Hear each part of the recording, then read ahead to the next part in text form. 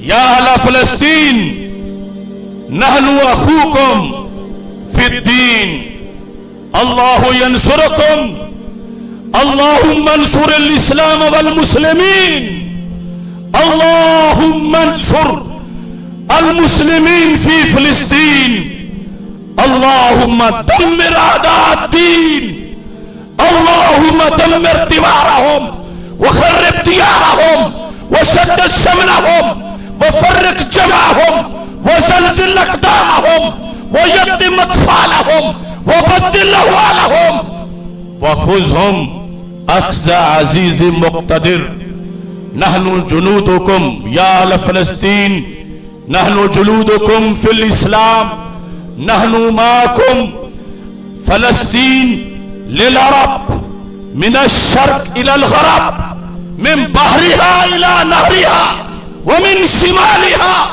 الى جنوبها ويل للصهاينة ويل للامريكان ويل للشهود والانتصار والفتح للمسلمین بفضل اللہ تعالی ومنہ.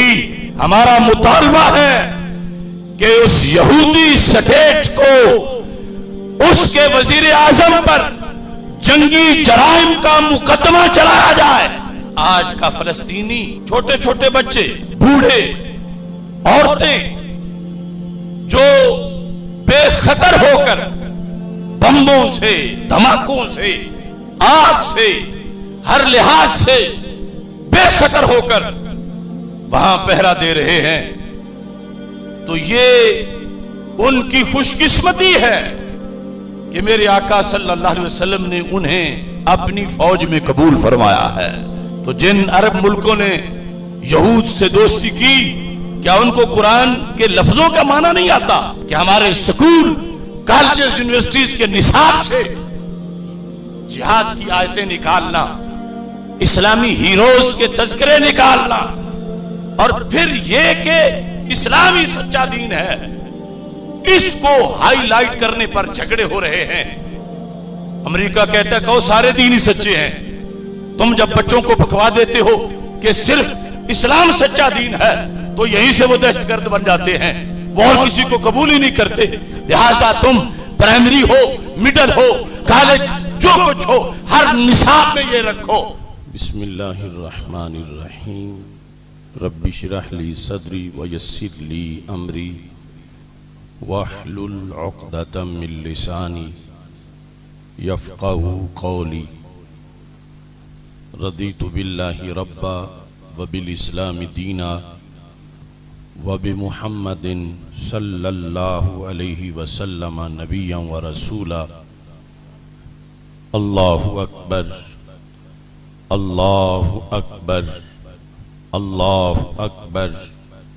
لبیک لبیک لبیک یا رسول اللہ صلی اللہ علیہ وسلم. الحمدللہ رب العالمین والصلاة والسلام علی خاتم النبیین سید الاولین والآخرین وعلی آلہ واصحابہ اجمعین. اما بعد فاعوذ باللہ من الشیطان الرجیم. بسم اللہ الرحمن الرحیم. وَأَعِدُّوا لَهُم مَّا اسْتَطَعْتُم مِّن قُوَّةٍ. صدق اللہ العظیم وصدق رسولہ النبی الکریم الامین. ان اللہ وملائکتہ یصلون علی النبی یا ایہا الذین آمنوا صلوا علیہ وسلموا تسلیما. الصلاۃ والسلام علیک یا سیدی یا رسول اللہ وعلی آلک واصحابک یا حبیب اللہ. الصلاۃ والسلام علیک یا سیدی یا خاتم النبیین وعلی آلک واصحابک یا سیدی یا خاتم المعصومین. مولاي صل وسلم دائما ابدا على حبيبك خير الخلق كلهم.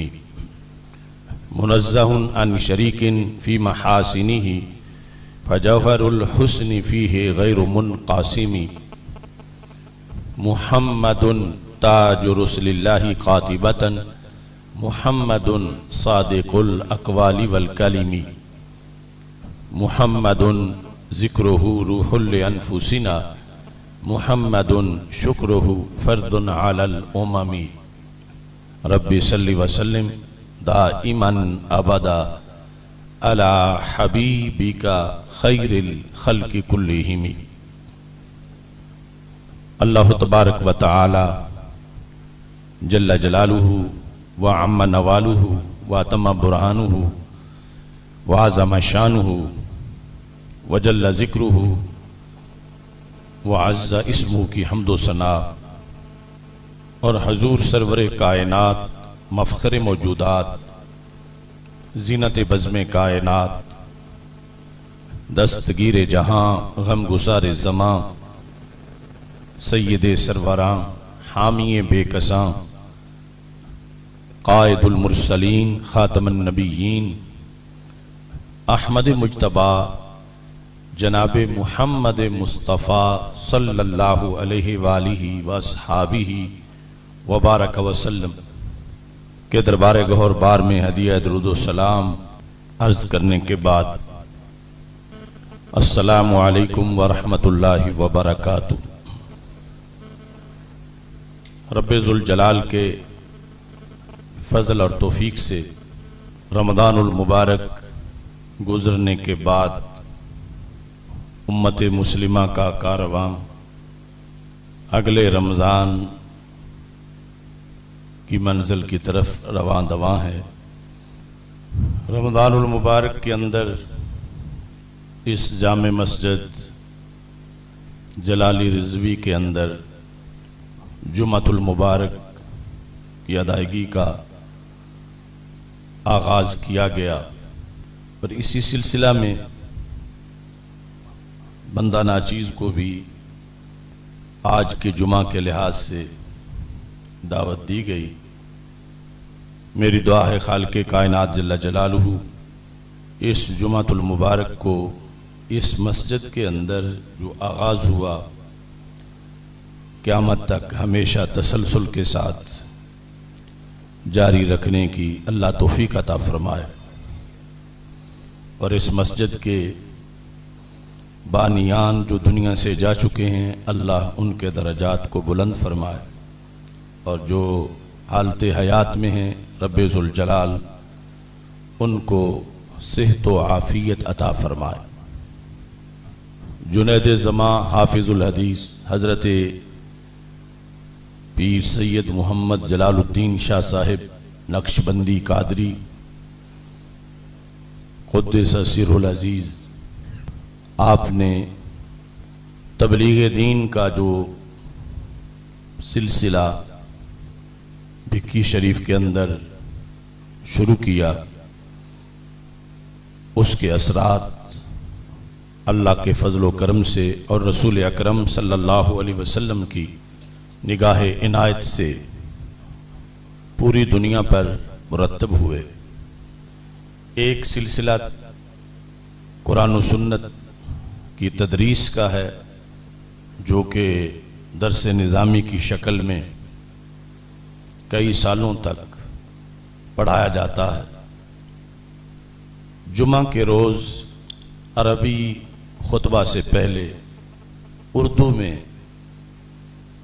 تقریر کا سلسلہ جو عجم میں شروع کیا گیا،